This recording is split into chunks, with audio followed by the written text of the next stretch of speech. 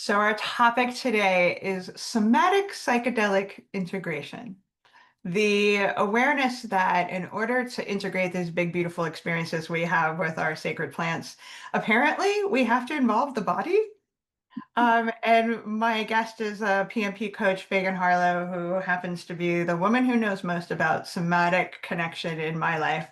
So can you first, Faye, define what do we mean when we say somatic integration? Let's kind of lay a foundation and go from there. Yeah, always great just to get in that baseline. Somatics essentially is speaking to the consciousness that is experiencing. So when we're bringing in the awareness of the who, so to speak, or the what am I experiencing, we really are inviting in the witnesser, right? And so somatic integration is really giving us this space to perceive what is that experience, and in some ways can allow a little bit more distance or space so we have some more clarity on what that experience might be without maybe so much attachment or potential triggers. So we're inviting more spaciousness around the witnessing of our experience. And so somatics is really talking about the language of the body specifically and how it's experiencing the consciousness self. Which is so fascinating. As you're describing that, I feel like those of us before we're sort of attuned to having a bit of distance between that dialogue. We're either all in and deeply identified and overstimulated and overwhelmed, or disassociated and completely disconnected and not really aware how to decipher. I wish we taught each other in schools like how to speak the language of the body, how to be in tune with our nervous systems and all of those things. But the medicines do.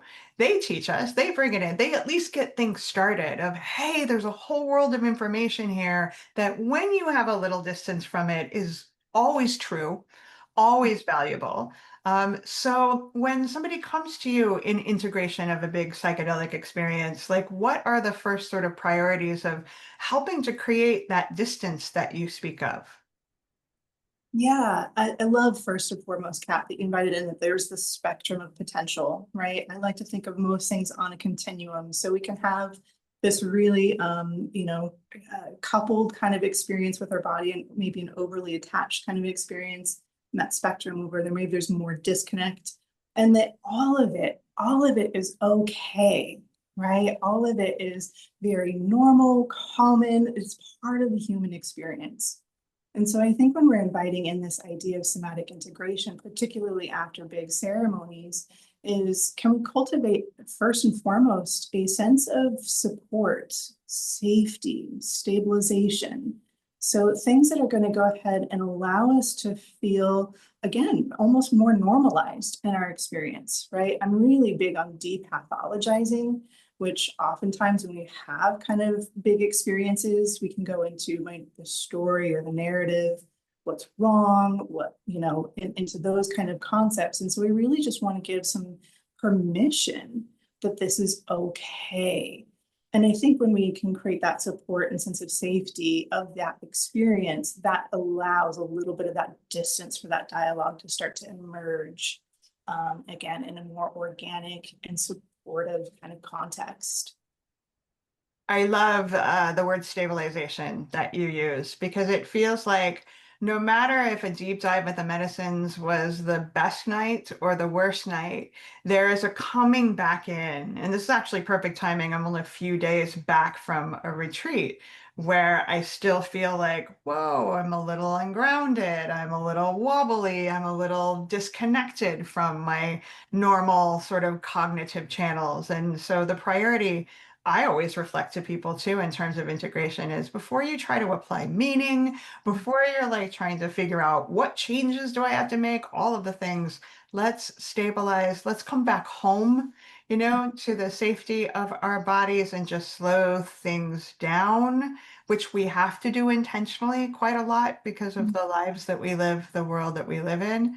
And really just by giving that permission in our physical spaces, oftentimes that is a natural repercussion of having a bit more distance, but these are things we have to prioritize that oftentimes we don't even realize have been an issue until the medicines come in. So any like advice for people dealing with destabilization? Like, are there simple ways that somatics have taught us that we can intentionally just kind of slow things down? Just some of your most effective tools. Yeah, I love this again, this stabilization, this slowing things down, allowing things to settle. So much in ceremony is really kind of shuffled the subconscious, unconscious to the conscious level. And so whenever we can invite those places of space, pause, is what we're kind of speaking to a little bit in the idea of this settling, this stabilization. I often like to think about where can I cultivate spaces or kind of like markers throughout my day when I first re-enter after ceremony that give me kind of an intentional place where I get that moment for that somatic check-in of how am I really doing? What's really going on? And again, that's just an intentional place to create that space, right? That space to be a witness to ourselves. So I call them somatic check-ins. That's one of my kind of first kind of most accessible way that we can just identify like an actual place within our is every morning when I wake up. Is it, when I'm taking a shower, I have a moment to check in. So just again, really identifying where that place can be upon reentry. And then we can get curious about what feels stabilizing, settling, maybe grounding for the individual, right? And that might look like being out in nature. It might look like co-regulating with a partner or a pet. It might look like journaling. It might look like working with your hape. So getting curious about what stabilization and settling, grounding, this kind of elemental experience looks like for the individual, because it gets to be different, right? And how we receive that experience is sometimes unique to the individual. So I like to just frame it of where are those places where we get to experience more of that settling, grounding, stabilizing experience, and go ahead and carve out places and times where I can have just at least moments of that as I'm integrating. I mean, we don't know until we ask, do we? Like to really stop and check in. It is what the medicine has taught me to have as a foundation of my daily check-in when I start my day. It's just a simple question of how you doing, kiddo? And if it's like, oh, I'm a little tender, I'm overwhelmed, it's like, okay, what can we do? Just slow things down. And yet I see so many of my clients in this like mental spinning out space that haven't stopped to even check in and to ask, like, how am I doing and what might I need? It sounds so simple, but what else could be the foundation of stabilization other than curiosity and then being willing to show up for ourselves? Even just a little bit in a busy day is really meaningful. Now let's take this into how this impacts integration as a whole beyond the fact that, okay, yay, regulation and just more body connectedness. Like, how do you think that positively impacts the overall journey of integration when we're having the big ceremony work? Yeah, I think this is such a common kind of question around the relevance of somatic integration with plant medicine integration. And the word that always really comes up for me in this space is coherence, right? Is when we invite the body's experience, when this true check-in of how are you doing, kiddo, we're allowing more of ourselves, this wholeness to be a part of the experience.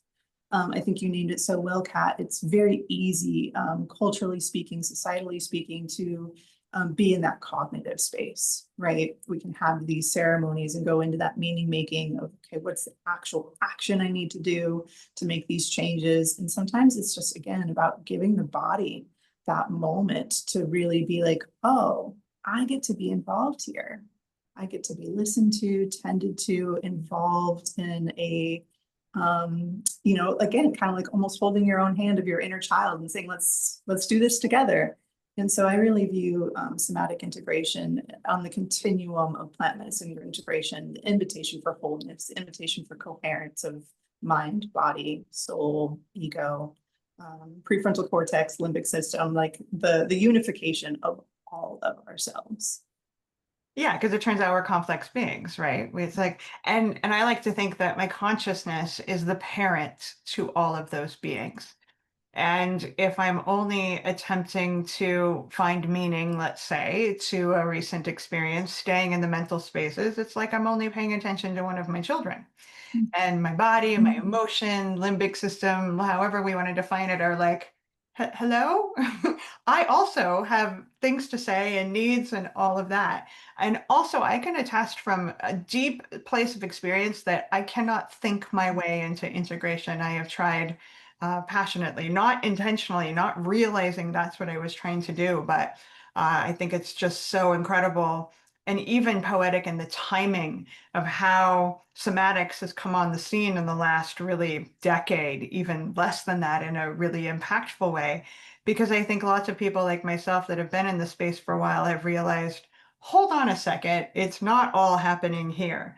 And that there's all this world of information in the somatics realms. And so it's really exciting to see we're collectively waking up to that and honoring that, yeah, this experience in our nervous systems and our physical bodies matters greatly too, in terms of what's been communicated in the experience, what means health and stabilization to each of us. Like, it's about time we prioritize that. Yeah.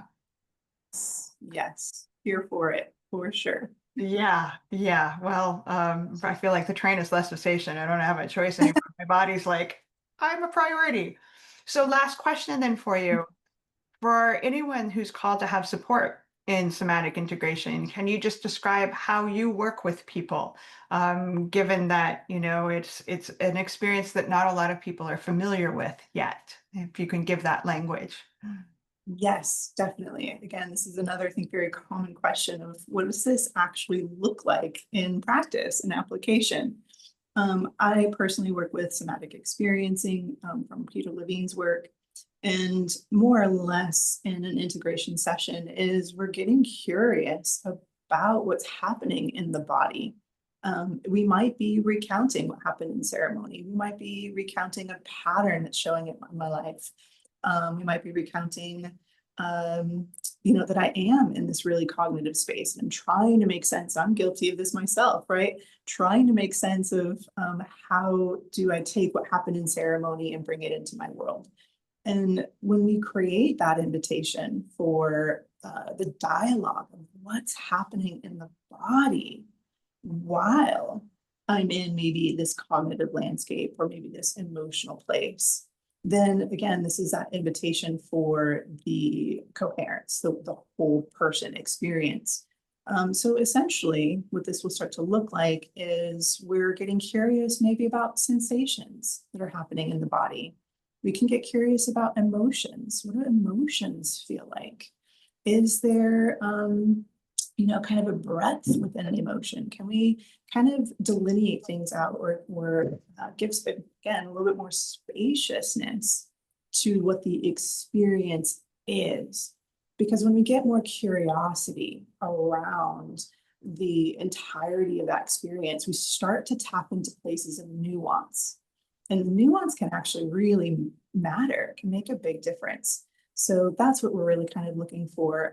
Sensation, emotion, sometimes images are how we really relate with the somatic language, the way our body's communicating with us. We could be very visual or an imagination space. Behaviors. I talk a lot, and even in our PMI group, the integration cohort you lead, Kat, but I'm very gesture oriented, right? So even like behavioral movement patterns, can be a way that the body is communicating. So we're bringing curiosity to all of the languages, so to speak, that the body is communicating in this narrative that is co-occurring with our cognitive, ego, mind self. And so we're bringing that awareness to the entirety of that experience that's happening, and seeing if we can create a little bit more, again, coherence to that full expression. Beautifully expressed, because really what comes through listening to you is that working with somebody trained in somatics is like learning the language or languages of the body. And most of us, A, weren't taught that, and B, don't inherently speak that language without support or training, without practice, basically. So that's just a beautiful way to describe that. Thank you, Faye. And for all of you listening, if it resonates that you'd like to work in this capacity with Fagan, we have information down below, how to connect with our plant medicine people. But regardless, really, I know I speak for Fagan. What we hope all of you feel called to is make sure you involve the beautiful complexity of your physical and somatic being in the integration of any experience, because it's not complete unless that part of us is included. Thank you so much for sharing your wisdom, Fagan. Yeah, always a pleasure. Always a joy to connect. Thank you for having me, Kat. Yeah, thanks everybody for listening. Until next time.